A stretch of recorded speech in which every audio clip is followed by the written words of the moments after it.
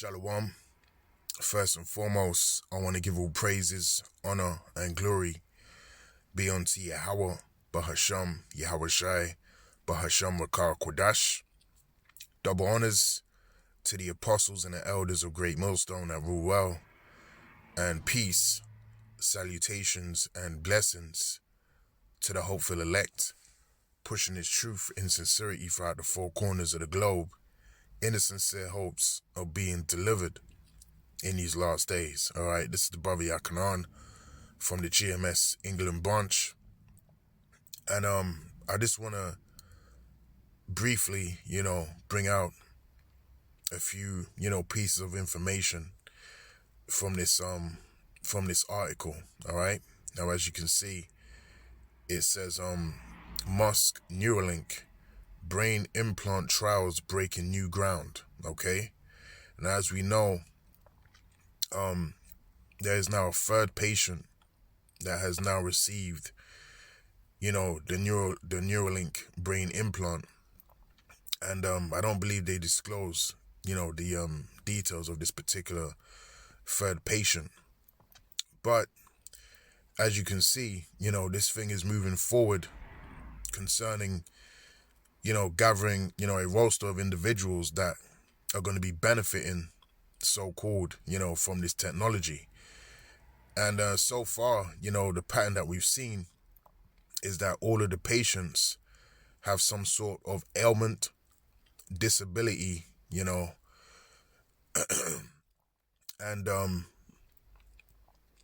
as a result, they then push that their life has become, much easier. They're now able to interact, with computers and talk, via machine, so on and so forth. So, as they've been doing and, have continued the theme of targeting those that are, disabled, targeting those that are, unable to communicate, okay? And that's a way for them to amplify, the left-hand miracles, okay, and appeal to a larger audience. Now, what I wanted to focus on in this article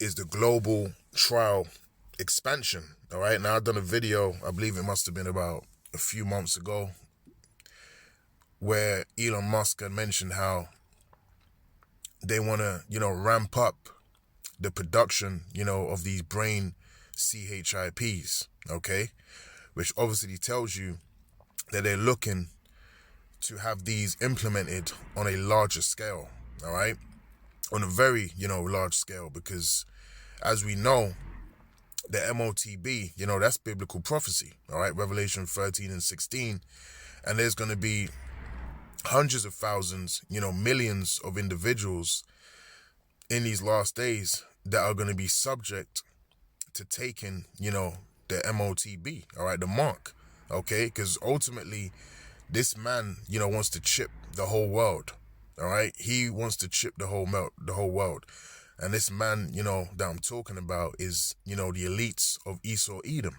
all right, the borders of wickedness as mentioned in Malachi, the first chapter, okay, they want to chip the whole world, all right, they want to, turn you into a, not only a physical slave, but also a digital slave, okay, because they've already got you on a physical level, all right, now they want to have you on a digital, level as being a slave, okay, a digital prison, as they call it. Now it says here, global trial expansion. It says what Neuralink has achieved in 20 months since it received US FDA approval to launch its first in-human clinical study is groundbreaking. The company has established Patient Registry UK to assess preliminary eligibility, that's a tongue twister, for future clinical investigations in the UK, all right? It says this registry allows Neuralink to contact individuals who may be suitable candidates for upcoming studies, all right? Now, I went to the actual Neuralink website, And as you can see, you know, they have the US, of course, in the top left-hand corner. They have Canada, and they have now the UK, all right? So this is a new section that has been launched. Now it says, join Neurink's patient registry UK. So what this basically gives you the ability to do is start your application, all right, to see whether you're eligible, you know, to basically become a part of the clinical trials over here in the UK, all right? And I can guarantee you, you're going to have a substantial number of individuals that are going to sign up to this patient registry UK, okay? You're going to have a whole host of individuals sign up to have the possibility, you know, to become a part of this clinical trial. But what does this show you? This shows you that this thing is going to be global, all right? It's not going to only be subject, you know, to the United States, you know, to Canada, so on and so forth. This is a global thing. And you can see, you know, step by step, they're expanding, you know, this intent. They're expanding this agenda, all right, to push this this technology throughout the four corners of the globe, man. All right. As I said, you know, this man ultimately wants to chip the whole world. Okay. There was even an article that came out many years ago that was going into the intent of these scientists wanting to basically chip every fragment of society. All right. So to go even as deep as having, you know, particle dust like, you know, microchips on everything in society, all right, which I believe they show you a similar concept in what's that film, Transcendence. You know, they show you a similar concept in Transcendence where everything is you know, quantified. You know, the trees, you know, leaves on the trees, the blades of grass, you know, particles, everything is going to be quantified, okay? So they're able to release, you know, trillions of these microchips into the atmosphere, and whatever they land upon is now quantified, man. You know, they've actually expressed, you know, intent such as that, which is basically them trying to be godlike, all right? They want to know everything. Just like how Yahweh, Bahasham, Yahweh Shai, you know, the Heavenly Father and His only begotten Son, all right? They want to know everything, man, just as our Lord knows everything. Okay, they want to be all-knowing, all right, which is not something that Esau Edom is ever going to be in touch with, okay, because he is not the Most High. You know, he is merely, you know, a fool that is waiting for his judgment, okay? So let's get a few scriptures and then we'll close out. Now, let's get